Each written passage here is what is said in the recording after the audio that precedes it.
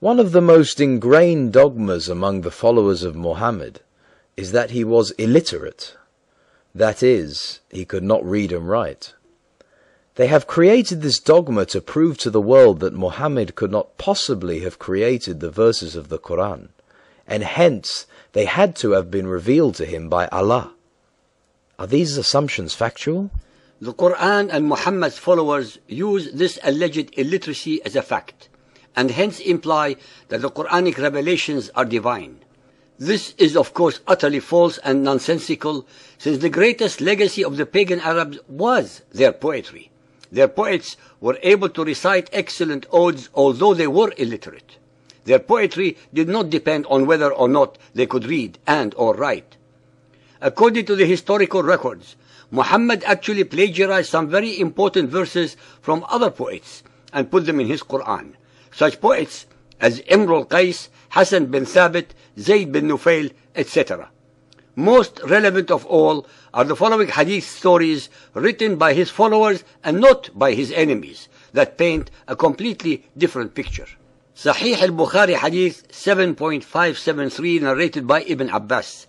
When Allah's apostle was on his deathbed, and in the house there were some people among whom was Umar ibn Khattab, the Prophet said, "Come, let me write for you a statement after which you will not go astray." Umar said, "The Prophet is seriously ill, and you have the Quran, so the book of Allah is enough for us." The people present in the house differed and quarreled. Some said, "Go near, so that the Prophet may write for you a statement after which you will not go astray." While the others said, as Umar said. When they caused a hue and cry before the Prophet, Allah's apostle said, "Go away," narrated Ubaidullah.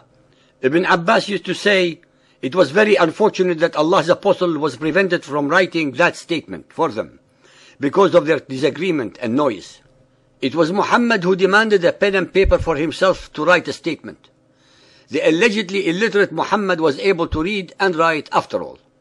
His followers who were present did not grasp the magnitude or the implications of such a request, since they truly believed that he was illiterate. After all, he was the messenger of Allah, who could not possibly tell a lie. They thought that he was delirious and did not know what he was saying. The fact is that it is exactly when a person is delirious that the truth comes out of him, because one is not in full control of one's faculties, which would otherwise have prohibited him from telling the truth.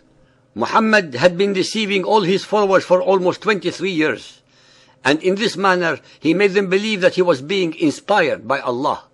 He had mastered the perfect scam and succeeded and is still succeeding, even as we are speaking today, into having his followers believe all his lies and fabrications in his Quran.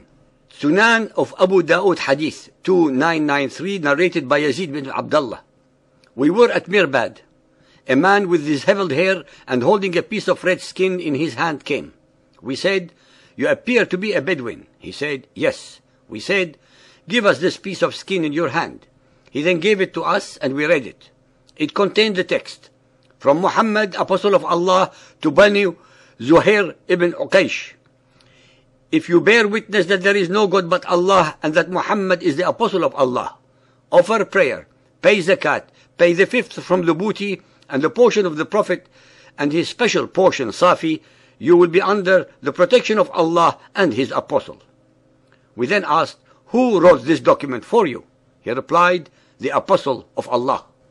The writing on the piece of skin was done by Muhammad and no one else. Al-Tirmidhi Hadith 96, narrated by Abdullah bin Amr. Allah's messenger went out and he had in his hand 2 books. He said, "Do you know what these 2 books are?" We said, "Allah's messenger, we do not know, but only that you inform us." Thereupon he said, "This one which my right hand possesses is a book from the Lord of the worlds. It contains the names of the inmates of paradise and the name of their forefathers and those of their tribes. It is most exhaustive, and nothing will be added to it, nor anything eliminated from it up to eternity." He then said, "This one in my left hand is a book from the Lord of the worlds. It contains the names of the denizens of hell, and the names of their forefathers and their tribes. It is also exhaustive to the end, and nothing will be added to it, nor anything will be eliminated from it." The companion said, "Allah's messenger, If this is the case, then where lies the use of doing a deed if the affair is already decided? Ladies and gentlemen, the most important item in this story is that it compromises the assertions by his followers that he was illiterate, since the only way possible for Muhammad to have known the extensive contents of the two books so as to differentiate between them was if he could read, especially since they were not revealed to him by either Gabriel or Allah. This was not a case of inspiration, but of definite reading and evaluating the information within. Just as important for the listeners to know is the comment made by his followers regarding the concept of predestination that fills many of the verses of the Quran.